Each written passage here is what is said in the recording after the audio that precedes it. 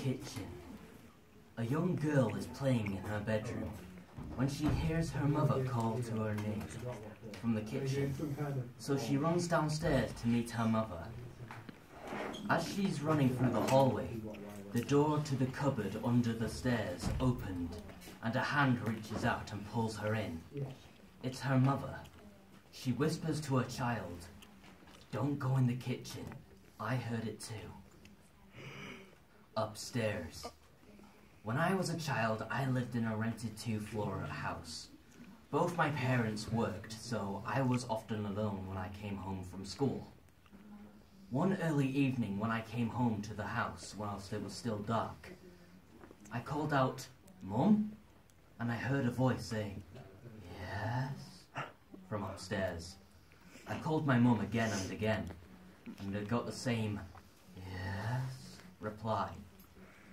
I felt she was calling back at me from when I climbed up the stairs. When I reached the first floor, I called her once more, and the voice, "Yes," came from the furthest room. I felt both uneasy, but also felt a strong urge to see my mother, and started to walk towards the room. But just as I was about to open the door into the room, I heard the front door downstairs open and my mother come in, carrying a lot of shopping bags. "Sweetie, are you home?" my mother called out in a cheery voice. I hear her voice made me feel instantly better, and I turned back to go downstairs at once. But not before I had quickly glanced towards the room. While I watched from the top of the stairs, the door up to the room slowly opened a crack. For a brief moment, I saw something strange in there, a pale face staring at me. The mirror. The next time you're alone in your room, turn down the lights. Think of something on your body that varies in length, such as hair. It must be clearly viewable from this perspective. Grab a ruler. Now start looking at the mirror. Quickly grab a hair at random. You must confuse it. Hold it in position as best as you can, and note the length. Look down. Yours will be different. And don't look back up. Don't turn your back to that mirror ever again. In the closet. Open your closet. Don't turn on the lights. Make sure you have one match with you. Step inside and close the door. If the lights outside are on, this will not work. Nor will it work if it's daylight. The only room you need is enough for a slight mobility. Stand in the darkness for about 2 minutes, since that's all that's needed. Now, take the match and hold it in front of you and say, "Show me the light, or leave me in darkness." If you begin to hear whispering, light the match immediately. If you don't hear anything, and the match doesn't light it on its own, then don't turn around. If you light the match too late, or not at all after hearing whispering, something will grab you from behind and pull you into what seems like a forever fall in darkness. If you do manage to light the match in time and nothing happens after, open the door slowly and get out. Then close the door, but do not look inside.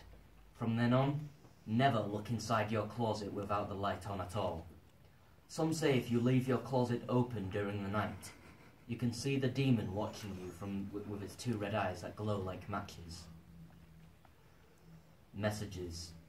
It's early in the morning, the sun won't be up for another couple of hours. You're fast asleep in bed, lost in a dream, when the phone rings. Rather than waking up, you roll over and cover your head with a pillow. Hours pass, the sun rises, the phone is ringing. When you wake up, your alarm clock is blaring and the phone is ringing. By the time you will yourself to turn the alarm off, the phone has stopped ringing. You realise that it's been ringing all morning.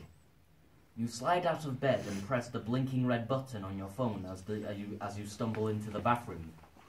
The phone beeps, followed by a friendly electronic voice. "Hello, you have 666 new messages. Message 1. The phone beeps again, and you're not prepared for what comes next. Screaming, you spin around, thinking that she's standing right behind you. There's a pure terror in her screams. accompanied by another disturbing noise. You stand there horrified about 10 seconds.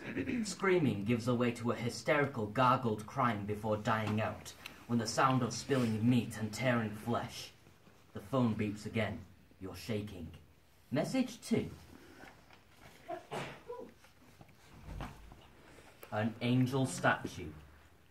A few years ago, a mother and a father decided they needed a break, so they wanted to head out for the night on the town. They called their most trusted babysitter. When the babysitter arrived, the 2 children were already fast asleep in their bed, so the babysitter just got to sit around and make sure everything was okay with the children. Later that night, the babysitter got bored and went to watch TV, but she couldn't watch it downstairs because they did not have the cable downstairs. The parents didn't want the children to be watching too much garbage, so they say. So she called them and asked if they could watch cable in the parents' room. Of course, the parents said it was okay, but the babysitter had one final request. She asked if she could cover up the angel statue outside the bedroom window with a blanket or a cloth. At that very least, close to the blinds, because it made her very nervous. The phone line was silent for a moment, and the father who was talking to the babysitter at the time said, "Take the children and get out of the house. We will call the police. We do not have an angel statue." The police found all 3 of the house occupants dead within 3 minutes of the call. No angel statue was ever found. The bad dream. Daddy, I had a bad dream. You blink your eyes and pull on your elbow. Your clock glows red in the darkness. It's 3:23 a.m. Do you want to climb into bed and tell me all about it? No, Daddy. The oddness of the situation wakes you up more fully. You can barely make out your daughter's pale form in the darkness of your room. Why not, sweetie? Because in my dream, when I told you about the dream, the thing wearing Mommy's skin sat up. For a moment you feel paralyzed. You can't take your eyes off of your daughter. The covers begin to shift. Him, the masterpiece. I've been lying down for hours now.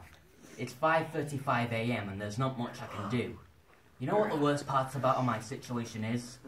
I'm in the same room as my parents. They keep looking at me, and I can't help but look back and try not to cry or scream. Their eyes are focused on me, and their mouths are wide open. There's a strong scent of blood, and I can feel paralyzed with fear. Here's the thing, though. The second I make any hint that I'm not asleep anymore, I'm completely fucked.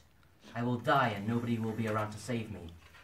I've been trying to think of a way out, but the only idea I have is to rush out the front door and scream for help, hoping any neighbours would hear me.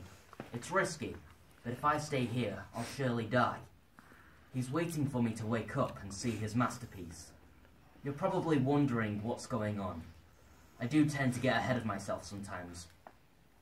About 3 hours ago, I heard screaming from the other side of the house. I got up and went to check on the noise before realizing I need to use the bathroom. Instead of doing the smart thing and investigating, I used the bathroom first. I could have gotten myself killed right then and there for my stupid actions. I did my business and took a peek outside the bathroom door. There was blood on the carpet, and I got very worried, and I ran back into my room, hiding under the sheets like the pussy I was. I tried to convince myself to go back to sleep, that it was just really some vivid dream or something. But I heard my bedroom door open. Like the terrified child I was, I peeked out from under the covers to see what was going on. I could see something dragging my dead parents into my room. It was not human, I can tell you that. It was hairless, with no eyes or clothing. It walked like a caveman, with its back slouched and dragging my parents. But the thing was, it was much smarter than any caveman. It was aware of what it was doing. It propped my dad up on the edge of my bed and made me face him. It then sat my mother down in the chair and positioned her towards me as well. It then started rubbing its hands on the wall, staining it with blood, and then drew a circle within the devil's pentagram in it. This thing, what made, would probably call it a masterpiece. To finish it off, It scribbled a message into the wall that I could not read due to the darkness. It then positioned itself under my bed, waiting to strike. The scariest thing now is my eyes have adjusted to the darkness since then, and I can read the message on the wall. I don't want to look at it because it's terrifying to think about, but I feel like I need to see it before I'm killed. I peek at the creature's masterpiece. The scribbled message on the wall said, "I know you're awake." Well done.